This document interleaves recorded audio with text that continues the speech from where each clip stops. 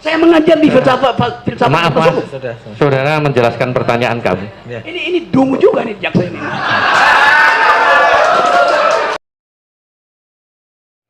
Tadi kan saudara ahli menjelaskan penemuan bisa dilakukan secara reasoning, akal, begitu.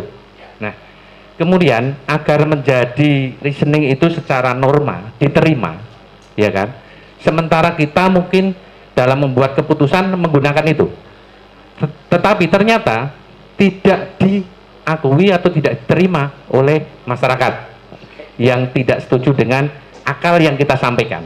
Ya, adakah secara filsafat hukum atau filsafat untuk menjadikan kriteria atau ukuran bagi majelis hakim dalam mengambil penemuan itu secara reasoning? Oke, ini terima kasih. Ini Pak Hakim mengikuti literatur terakhir di dalam studi hukum itu. Saya terangkan pelan-pelan ya. Memanfaatkan logika, legal reasoning, justru itu yang jadi tumpuan hukum positif Indonesia yang bersumber pada pelajaran-pelajaran dari Hans Kelsen. Anda pasti belajar. Anda pernah belajar Hans Kelsen? Pernah? Nah, saya serius nih, karena ini positivisme hukum Indonesia dasarnya adalah teori Stephen Baum dari Hans Kelsen. Pak Jaksa pernah belajar? Ya, saya tanya, jujur aja sebagai akademisi, pernah? Nggak belajar, susah, baru dengar. Apa? Oh, salah lagi. Dilanjutkan aja. Dilanjutkan aja, saudara ahli. Saya terangin ini. Tolong dilanjutkan aja. Itu sebagai bahan. Itu namanya pure theory of law dari Hans Kelsen yang mengatakan bahwa hukum itu bisa ditarik dari norma di atasnya tanpa perlu uji faktanya.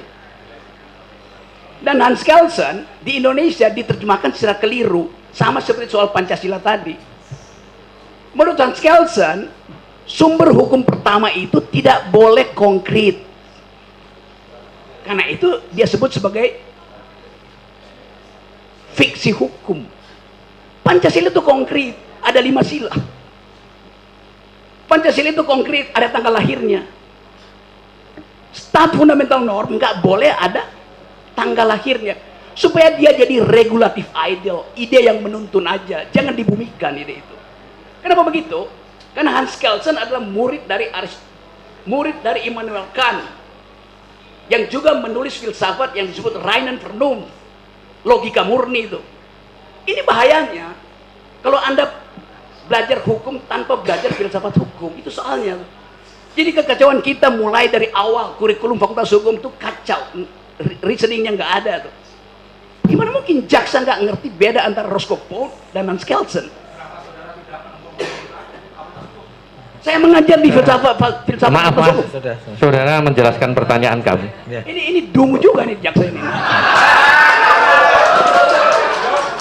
Oke, pendapat ahli aja dari pertanyaan. Jadi memang begitu. Sekarang ada problem, berkembang teori-teori baru yang tidak perlu mengikuti Stephen Baum itu. Misalnya feminist jurisprudence. Diterjemahkan secara bahasa Indonesia aja. Feminist jurisprudence itu, ini nggak usah dengar nih.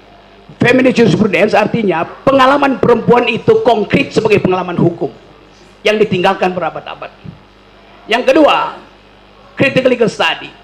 Untuk membaca di belakang hukum ada persekongkolan antara politik dan ekonomi. Critical legal study. Ada economic analysis of law yang memakai metode ekonomi untuk membaca hukum. Ada hukum tentang lingkungan, environmental ethics, banyak betul perspektif. Nah, itu yang sebetulnya diperlukan sebagai pembanding dari sistem positivistik kita itu. Makasih Pak Hakim. Oke, satu lagi. Nah, untuk melindungi kami selaku majelis hakim dari hukum formil secara filsafat hukum, saudara berikan. Saya percaya bahwa akses kita terhadap teori, terhadap pengetahuan di luar bertumbuh melalui tadi sosial media tuh. Tentu Pak Hakim kalau pergi ke luar negeri bertemu dengan hakim-hakim di luar negeri, kita bisa bandingkan bahwa sistem Anglo-Saxon pun mulai membicarakan hal-hal yang sifatnya filosofis. Yang tadinya dia nggak peduli itu. Dia cuma peduli prinsip stare decisis. Tapi sekarang karena ada krisis lingkungan, orang belajar lagi tentang dasar-dasar filsafat hukum yang memungkinkan manusia itu diolah di dalam kapasitas sebagai warga, bukan sekedar warga negara, tapi warga bumi itu. Jadi etik lingkungan itu tumbuh secara bagus sekarang, dan itu mempengaruhi juga sistem hukum ekonomi. Di Davos kemarin bulan Januari ada keputusan bagus bahwa pertumbuhan ekonomi tidak boleh lagi dilindungi oleh hukum positivistik yang pro akumulasi itu. Ada hukum baru tentang lingkungan, solidarity, human solidarity. Jadi semua peralatan hukum kita harusnya kita revisi itu, karena keadilan itu evolve, keadilan itu in the making, keadilan itu tidak konstan. Jadi bagian ini yang terima kasih betul karena Pak Hakim artinya mengundang saya untuk memberi ceramah tentang perkembangan ilmu hukum. Terima kasih.